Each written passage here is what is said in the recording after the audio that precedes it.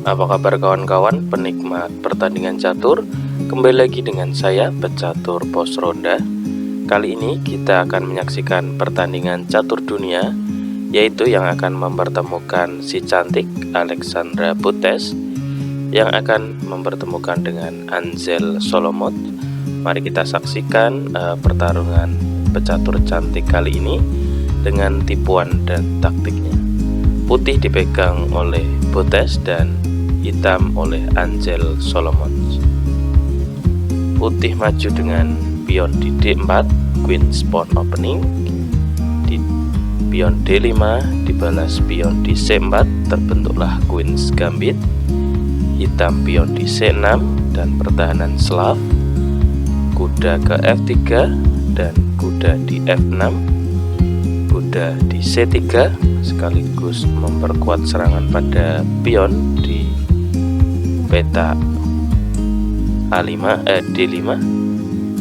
Dijawab dengan pion di E6 dengan tujuannya yaitu menempatkan gajah untuk mengepin kuda dan sekaligus memperkuat pion pusat. Putih merespon dengan pion di E3 dan dijawab hitam dengan kuda di D7, gajah ke D3 dan hitam gajah ke D6. Putih melakukan rokade dan disusul hitam juga melakukan rokade pendek. Putih melanjutkan dengan pion maju di B3, memperkuat pion.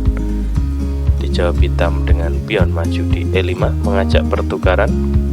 Dan di sini direspon putih dengan pion makan pion di D5. Dijawab hitam dengan pion makan di D5. Dilanjutkan kuda ke B5 sekaligus memberikan ancaman pada gajah hitam, dan dijawab dengan gajah mundur ke B8 dan baru pion makan pion di E5 mengancam kuda hitam, dan di sini dimakan dengan kuda dan sekaligus mengajak pertukaran kuda. Putih merespon dengan pion maju di H3 dan dijawab hitam dengan kuda ke E4 sekaligus untuk sentralisasi posisi. Di sini putih menjawab dengan gajah ke B2 sekaligus memberikan ancaman 2 kali pada gajah kuda hitam, dan dijawab hitam dengan menteri ke F6 dan dijawab kuda makan kuda di E5, dimakan kembali dengan gajah dan dijawab gajah makan gajah di E5. Dan di sini saling pertukaran kedua pemain dan dimakan kembali dengan menteri di E5. Putih melanjutkan dengan benteng ke C1, berusaha menguasai file C yang sudah terbuka, dan dijawab dengan gajah ke D7 memberikan ancaman pada kuda putih. Kuda tidak menghindar melainkan pion maju di F4 mengancam menteri, dan di sini menteri ke E7 dan dijawab kuda ke C7 memberikan ancaman pada benteng maupun pion. Dan di sini hitam meresponnya dengan kuda ke C5 dan dijawab dengan kuda di D5. Di sini ada jawaban lain, misal kuda dengan kuda makan benteng, maka yang terjadi adalah menteri akan makan pion dan terjadi sekat. Raja menghindar dan kuda akan makan gajah putih. Maka di sini posisi perwira masih seimbang dan ada ancaman putih kudanya akan hilang.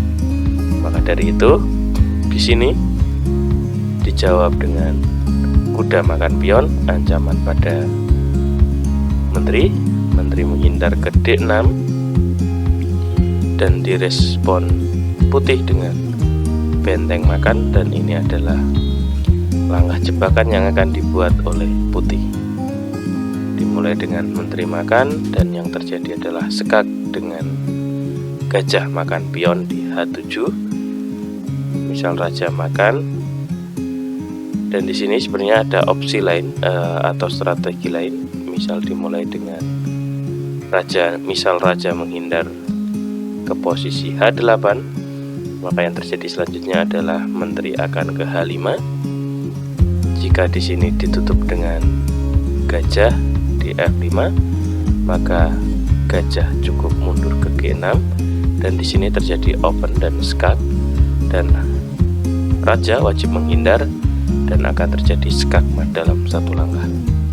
Maka dari itu di sini pilihannya adalah raja makan dan dilanjutkan skak, dan raja akan menghindar ke G8, dan di sini menteri hitam akan kena putih, dimulai dengan kuda skak di F6, pion makan kuda, dan menteri hitam dimakan menteri putih.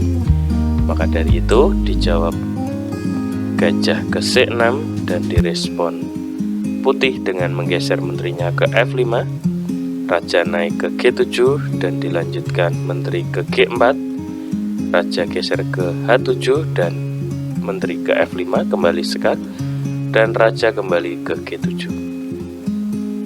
Di sini putih memulai inisiatif dengan pion maju di E4 untuk menutup kemungkinan ancaman dari gajah hitam untuk persiapan benteng melakukan gerakan skak. Dan dimulai dengan perlawanan hitam, yaitu menggeser bentengnya ke D8, dijawab dengan benteng putih ke F3, dan di sini skak dengan benteng di D1 dan raja menghindar ke H2, dan kembali benteng ke D8, dan di sini posisi benteng hitam saling berkaitan dan menumpuk, dijawab dengan benteng ke G3 skak, dan ini adalah ide awal dari putih. Raja menghindar ke F8 dan dibalas dengan menteri ke C5. Putih melanjutkan dengan setelah raja geser ke E8, kembali diskak dengan benteng ke G8. Otomatis di sini raja naik ke D7, dan di sini diajak adu antara benteng makan benteng, dan dimakan kembali dengan benteng oleh raja hitam. Di sini posisi putih unggul dengan satu menterinya dan hitam dengan menteri dan gajah, dan posisi pion putih unggul dengan dua pion dan posisinya tidak bertumpuk seperti hitam. Maka dari itu dilanjutkan dengan pion maju di H4, dijawab hitam dengan raja naik ke C7. Sebenarnya ada pilihan lain, misal dengan gajah makan pion gratis, maka yang terjadi ini adalah keuntungan untuk putih, dimulai dengan skak dengan menteri F8, raja naik, putih makan pion, raja naik, dan kembali pion hitam dimakan menteri putih. Maka dari itu di sini posisi putih sangat diunggulkan. Kita kembali. Setelah raja naik ke C7, dijawab putih dengan pion maju di H5 untuk persiapan menjadi perwira. Dilanjutkan benteng ke D8 sekaligus menutup kemungkinan perwira jadi. Maka dari itu di sini dimulai dengan skak dengan menteri di E7, ditutup dengan benteng, maka kembali menteri makan pion di F6, raja turun dan menteri naik ke F5 untuk memberikan pin pada benteng. Maka dari itu raja geser ke D8 dan kembali pion maju di H6. Pertandingan dilanjutkan dengan pion maju di F6, dan setelah menteri makan pion di F6, hitam menyerah. Jika pertandingan dilanjutkan, raja kembali ke C7, skak dengan menteri, raja kembali turun dan akan diskak dengan menteri di B8. Otomatis di sini raja naik dan pion putih bisa maju ke H7, aman dari benteng karena ada raja yang menutup. Jika dilanjutkan benteng turun ke D8, maka simpel saja di sini menteri putih makan benteng dan akan kembali dimakan hitam.